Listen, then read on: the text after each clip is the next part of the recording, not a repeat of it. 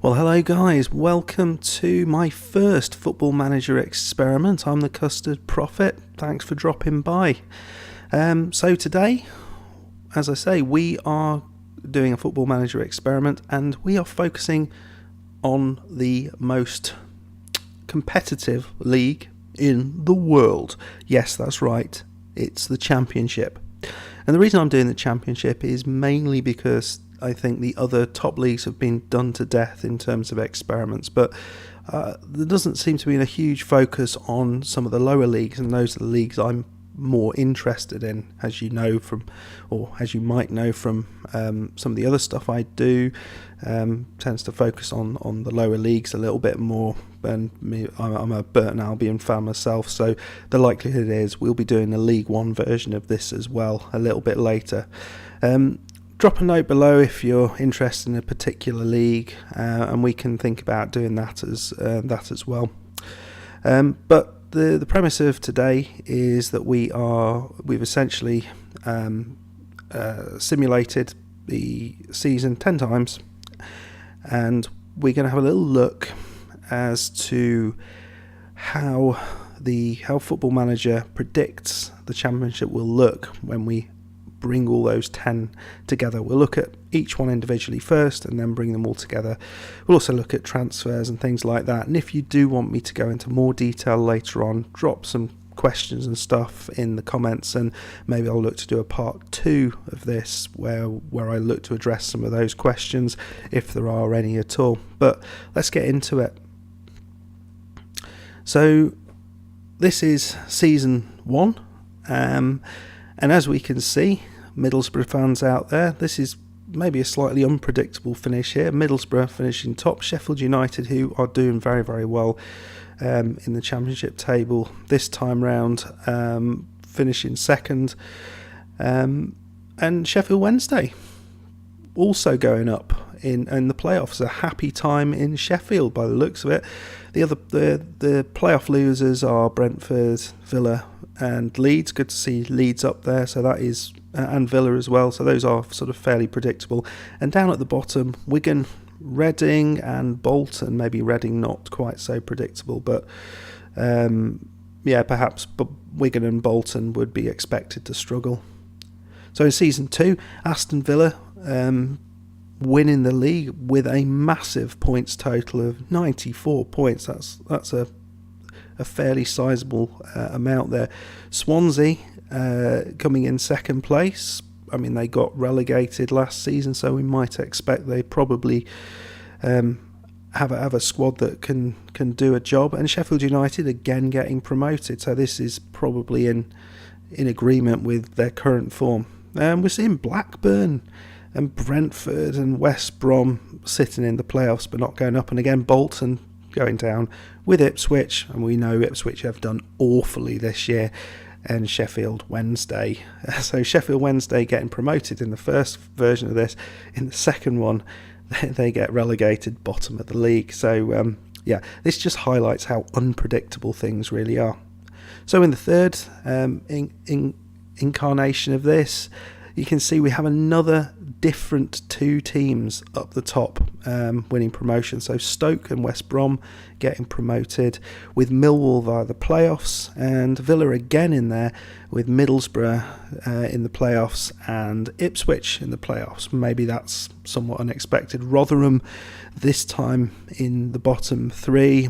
Might have expected them to do fairly poorly. Well, I did watch a game on Sky earlier in the season, Rotherham against, I think it was Leeds. Rotherham looked really good.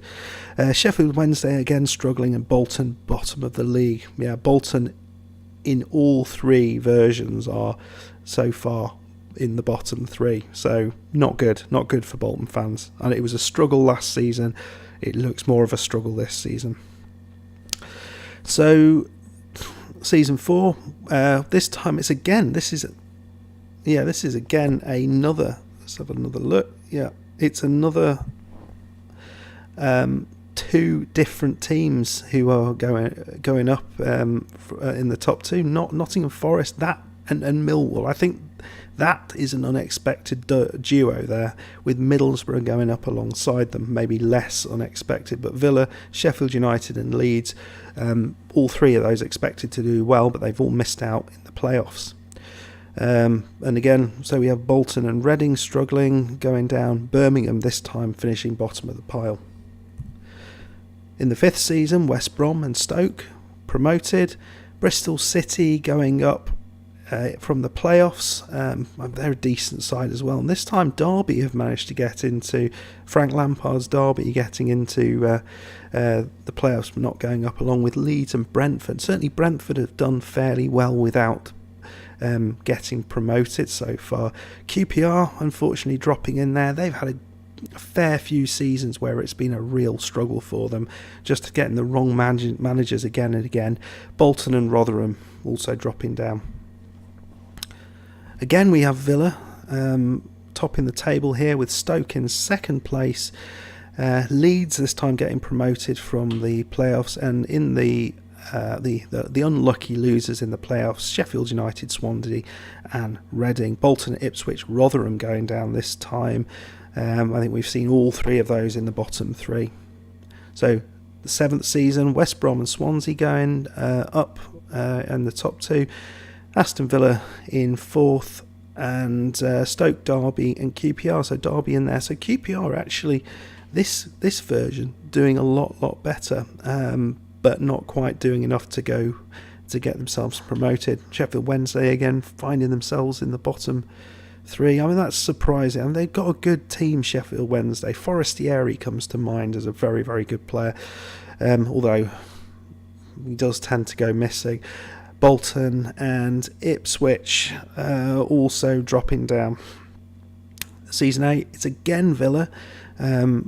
Good points total, 80 points, with Preston in second. And in fact, Brentford's points total of 83 would have got them top of the league in season 7, but they don't get promoted this time. It's Stoke via the playoffs. But Brentford again doing well, but just not enough. Middlesbrough and Sheffield United in the playoffs. Rotherham, Wednesday and Bolton again. All 8 seasons so far, Bolton have been relegated. Yeah, it doesn't look good. In season 9, Villa and Leeds going up. Villa have done very, very well this in this sort of experiment.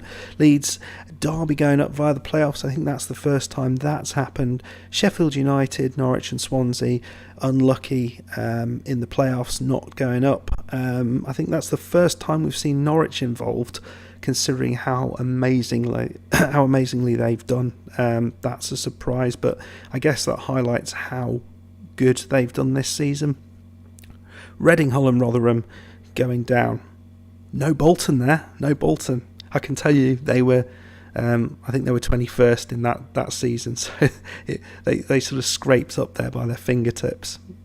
And the last season, it was Bristol City and Millwall going up. Again, a bit of a surprise. Set of promotions. West Brom, again, doing well. And Derby again getting to the playoffs, but no promotion. Forest and Swansea, so not a bad Midlands season, but only one going up in the end. And Bolton back in that bottom three with Wigan and Ipswich. So the first thing I wanted to just highlight, because I thought it was quite interesting, was so where people were finishing within the playoffs and how that related to whether they actually got promoted. So you can see here that if you finished third in the league, you had 20% of those went up. Fifth was 20%, sixth was 20%. But for those who finished fourth, so 4 out of the 10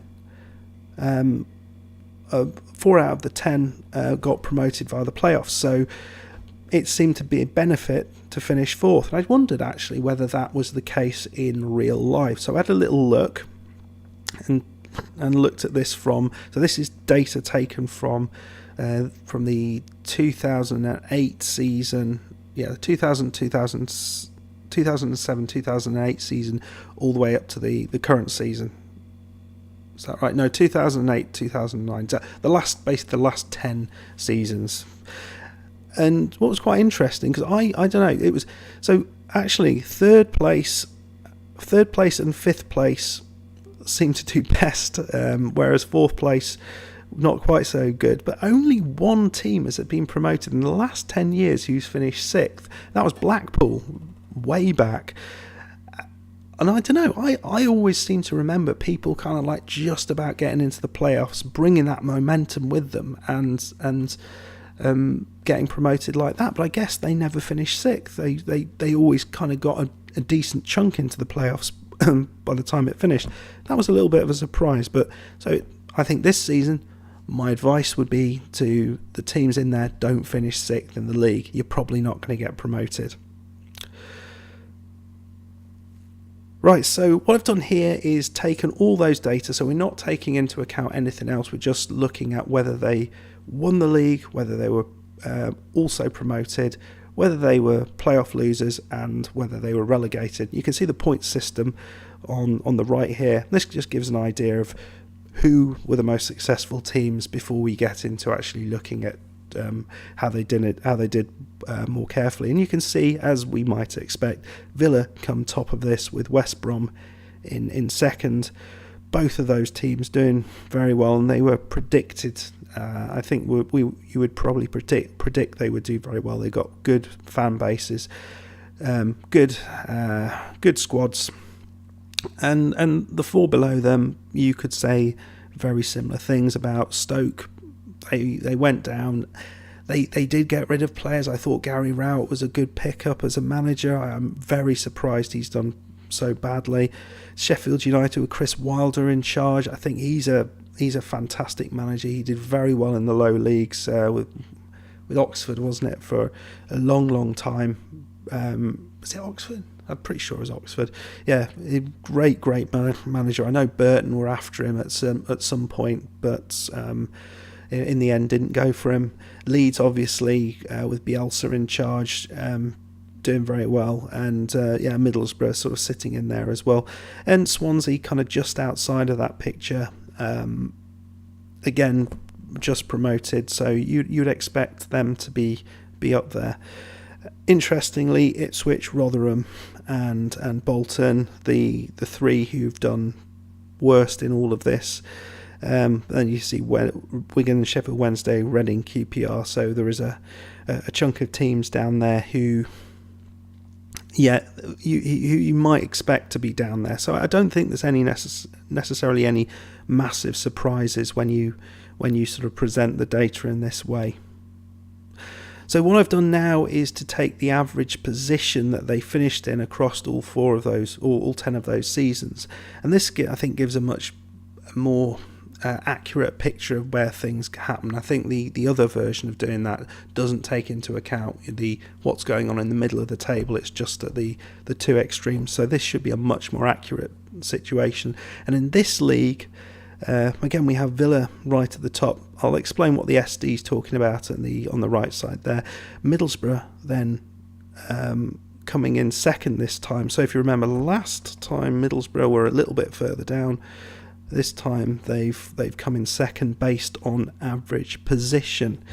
And the reason for that is related to this thing over here. So what I've also done is taken the standard deviation across of the data of those 10 data points, and essentially standard deviation gives a kind of measure of spread of data. So the smaller that number is, the less spread there is, so the more consistent the team has been. So the bigger the number is, the less consistent the teams have been. And you can see Middlesbrough have been incredibly consistent across the 10 seasons with a 3.3 standard deviation. Villa also have done very well, but some of these other teams like West Brom, West Brom were ridiculously inconsistent. They won the league, they came second, but they also came 18th, 14th, 16th. It was really hard to predict what was going to happen with West Brom. And similarly, Sheffield United had a few really bad seasons, as did Leeds. Same applies down the bottom of the table. Rotherham and Bolton, unfortunately, they were very consistent in that they were pretty terrible, as were Wigan all the time. But Ipswich, as we know, popped into the playoff picture on one occasion and did okay on another occasion. So despite them being pretty terrible most of the time, they were that sort of couple of decent seasons has pulled them up a little bit, probably not enough. But as you can see in the middle here, there is a lot of variability, and I think this just highlights exactly what's going on in the Championship. Anyone can beat anybody, so there is no so it is a very, very hard thing to predict. So let's have a little look at how the Championship table stands now in real life, with 44 games gone. So this is on the 22nd of April. 44 games gone, just 4 games to go. See how well these things match. So I think one is really clear is right at the bottom here. Ipswich, Rotherham and Bolton are predicted to come in the bottom 3. Ipswich, Rotherham and Bolton are in the bottom 3. So that is exactly what we would expect. So Football Manager has been able to predict the bottom 3, at least with 4 games to go. Millwall are still very much in trouble there. And in fact, Millwall are expected to do a lot better based on these average positions, but you can see they've had a large standard deviation, so there is the chance that they've had a few seasons where they have been struggling down the bottom here. At the top of the table we have Norwich, of course, and Norwich were mid-table. They weren't particularly good or bad at any one point. There was some variability, but certainly they never got to the first position. Sheffield United second, and Sheffield United we would predict would do quite well, but as you can see, they've got a fair old standard deviation there, so it suggests that they've sort of been bouncing around within those 10 seasons. And Leeds, West Brom, Villa and Derby. Leeds, West Brom, Villa. So although Villa's top in our table here, they're not far away. Middlesbrough, again, not far away from where you might predict they would be. So I think this middle part is very difficult to actually predict,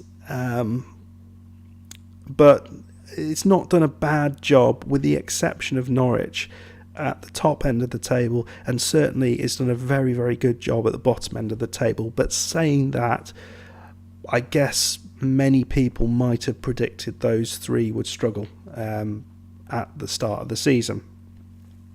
So before we finish up, I just wanted to highlight some transfers that went out of the Championship clubs. These were the top 10 most expensive transfers to go out of the clubs.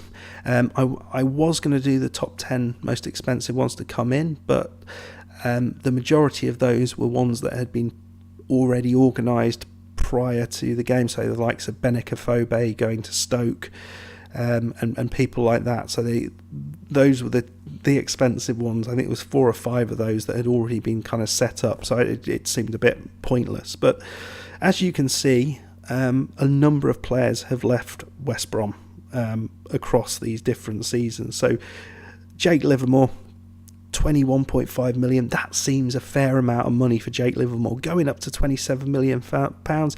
West Brom fans, is that a really good deal for West Brom?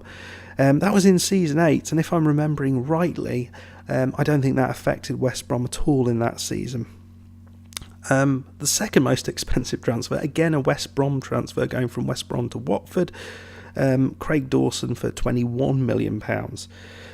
You can see a little bit further down, Matty Phillips is a particularly popular pickup. He's gone to PSV for a couple of times and West Brom for a couple of on another occasion. I think he's a really good player, Matty Phillips. He's very, very, very good player. West Brom fans, if you were to lose Matt Phillips, Craig Dawson, Jake Livermore, which would you prefer to lose, or which would you maybe go the other way? Which would you prefer not to lose? And then there's obviously one of the big names here, Jack Grealish. There was only one season where Jack Grealish went out of Villa. That seems surprising. He went to Arsenal. I think that would be a good move for him. I think if you worry a little bit, he might be a bit sort of a Jack Wilshere type figure and kind of sort of fade out of existence slowly, which would be a real shame considering the amount of talent that he's got. And then there's some other guys, like Connor Roberts. I know tends to do quite well on this game. He tends to progress quite well. So from Swansea to Leicester for £11.5 million. And then a couple of other guys. I have to say I don't know anything about Chris Meffam. So Brentford fans, is he worth the money? Is that good value, bad value? I think certainly it's quite clear that Bournemouth are much better negotiators from Newcastle in this case, potentially going up to 21.5 million in this case, but Bournemouth just bought him for 12.5 million. Yeah, well done, well done. And then this lad here, Ryan Nyambe, he's a Namibian international. I know no more about him than that. I think he started out at Blackburn, one of their youth prospects. Blackburn fans, fill us in. What's he like? Going to Southampton. That seems a fair move. So some fairly big signings out of the Championship clubs. Coming into the Championship clubs, I think the biggest transfer was the Benicaphobe one for £11 million, and then they were all below 10 million. So wasn't some massive transfers coming in, even with all the parachute payments, etc. Okay, guys. Well, I hope you enjoyed that. If there are any details that you want me to expand on, any particular players that you would like to know what happened to, maybe would you like to know a little bit more about the the player stats, who was the top scorer from each season, who was the top player, best youth player, all this sort of stuff, let me know in the comments down below.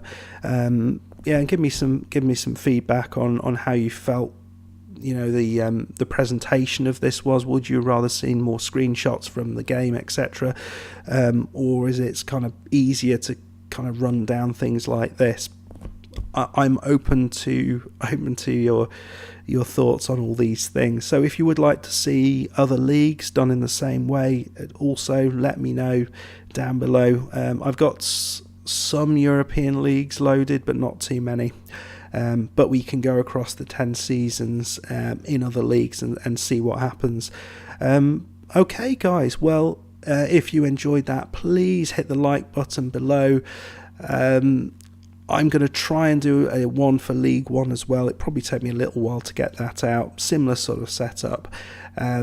Leave a comment down below, and please subscribe if you haven't done already.